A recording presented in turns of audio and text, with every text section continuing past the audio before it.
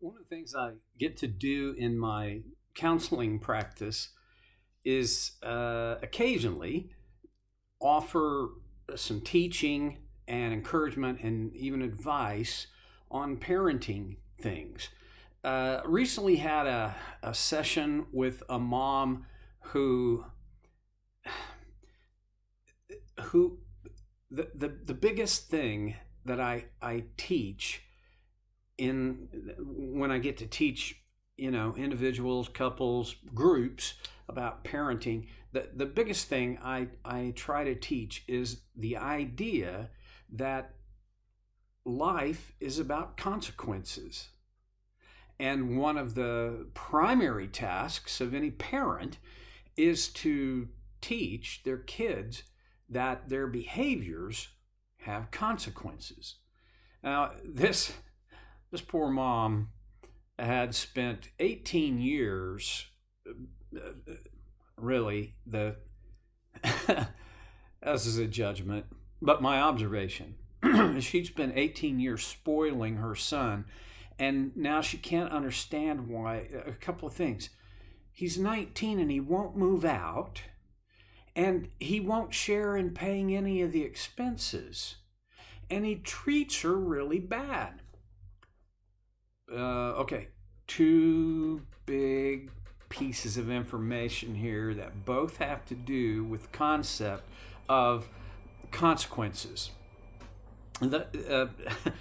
Paul wrote about this in the New Testament where he said, "You reap what you sow." Okay, two things. Number one, she's getting the consequences of her behavior. I'm sorry, she did it because she loved him and she thought she was just doing loving behaviors. You know what? Sometimes your intention makes a difference on the consequences, but not all. And I would even say not very often.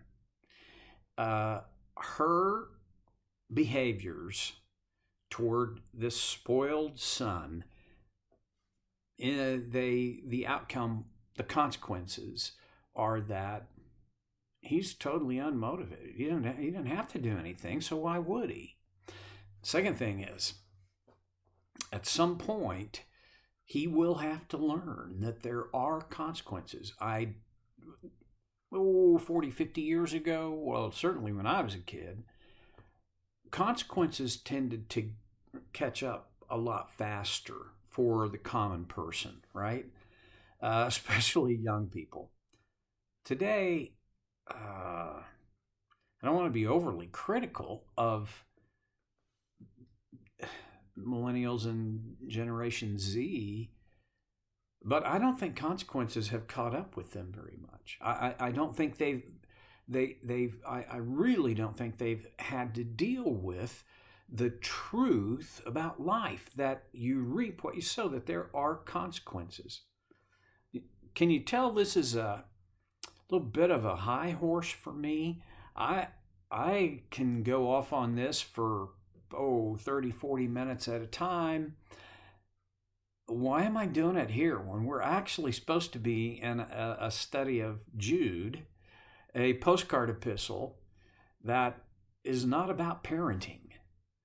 Well, because Jude writes about consequences for angels. We've been looking at it beginning in verse 6. And the angels who did not keep their positions of authority but abandoned their proper dwelling. Okay, that was their behavior. These he has kept in darkness, bound for everlasting chains for judgment on the great day. That's consequence. When they abandoned their proper dwelling, they did not keep their position of authority. The consequence was he has kept them in darkness, bound with everlasting chains for judgment on the great day. Let's take a look at that. Kept them in darkness. I mentioned before that the simplest way to view this is the contrast between heaven and anywhere else. The most dramatic, different place would be hell. But consider that for an angel, anywhere other than heaven would have been a place of darkness. I'll return to the idea that I think is a reasonable idea. It's way not original with me.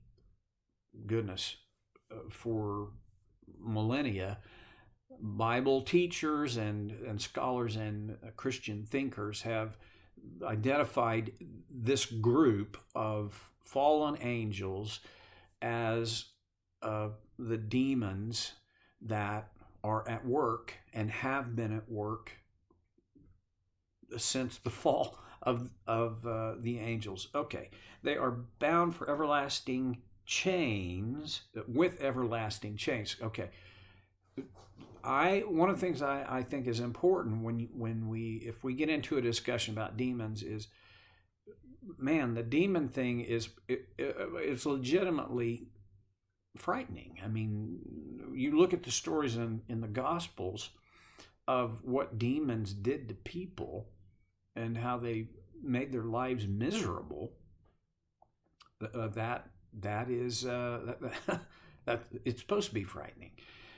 Here's the thing we cannot lose track of. They are not out there doing whatever they want to do. They actually are bound with everlasting chains. God has limited their ability. As bad as they can do, that is limited by God's design here.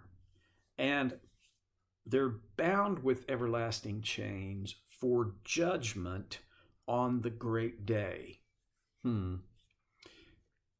We already know what the judgment is. We may not know we know, but we do know. What's the judgment for these angels who abandoned their proper dwelling, who gave up their positions of authority, who walked away from that? They didn't accidentally drift. They didn't trip and fall. They willingly, intentionally abandoned heaven. Well, the judgment,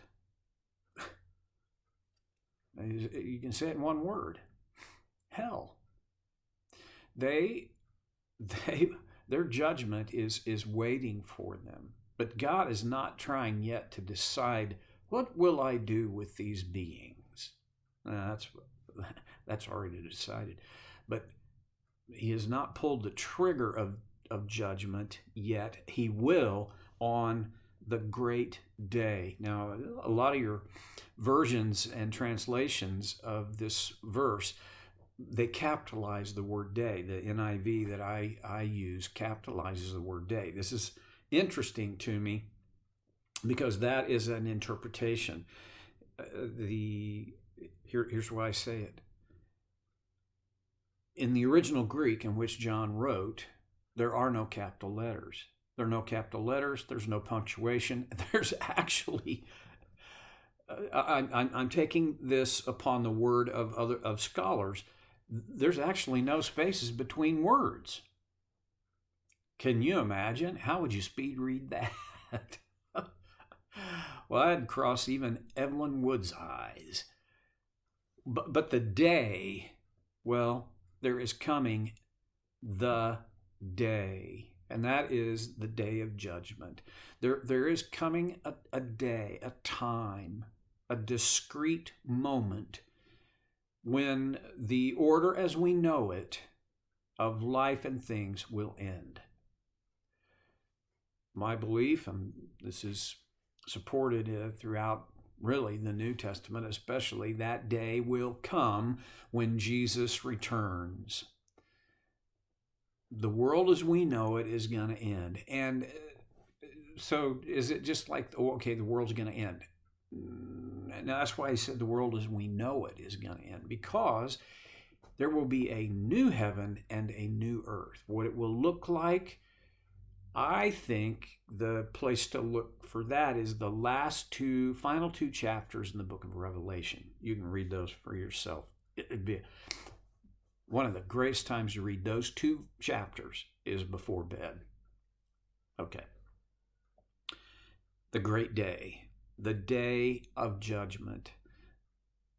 This is when the harvest of the choices that these angelic beings, now demons, have made in, we don't even know when this happened, but there's a real strong chance, a lot of scholars believe it happened before the world was created. Certainly it happened early, if it was as the worlds were created, it was certainly early in that process, early enough that Satan took the form of a serpent with the first two human beings, Adam and Eve, and tempted them into that first sin. Okay. Jude continues this thought in verse 7. In a similar way, Sodom and Gomorrah and the surrounding towns gave themselves up to sexual immorality and perversion. They serve as an example of those who suffer the punishment of eternal fire. Now, okay, if it's just about fallen angels, I mean, I'm not an angel.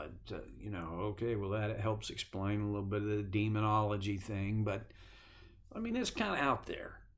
Oh, no. Jude says, hey, let's bring it back down here on earth where we live in a similar way, not the same way, but in a similar way. Sodom and Gomorrah and the surrounding towns gave themselves up to sexual immorality and perversion. Okay, now I'm going to sound like an old guy.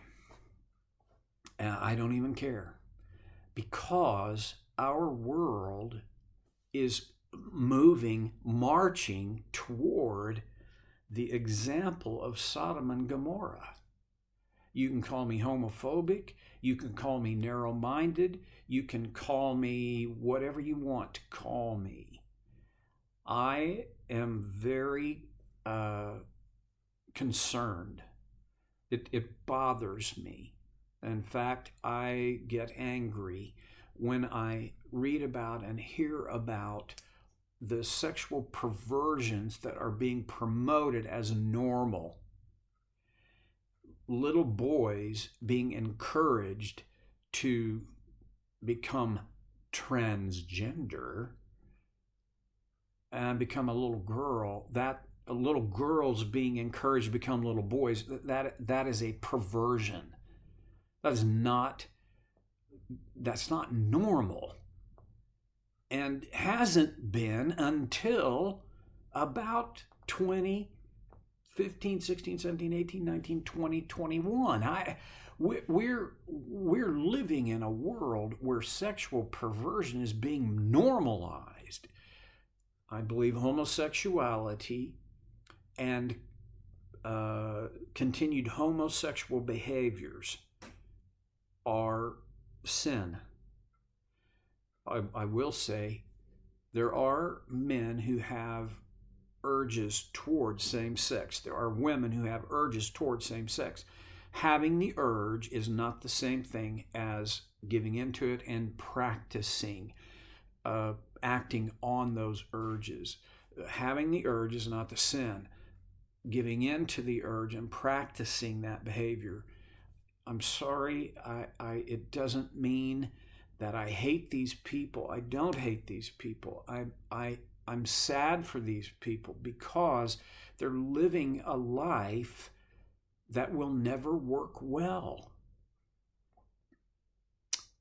I mean, I could go on and on about the sexual perversions in our world. It crosses my eyes, makes my head swim when I think about how normalized sexual perversion and the practice of sexual perversion has become. All right.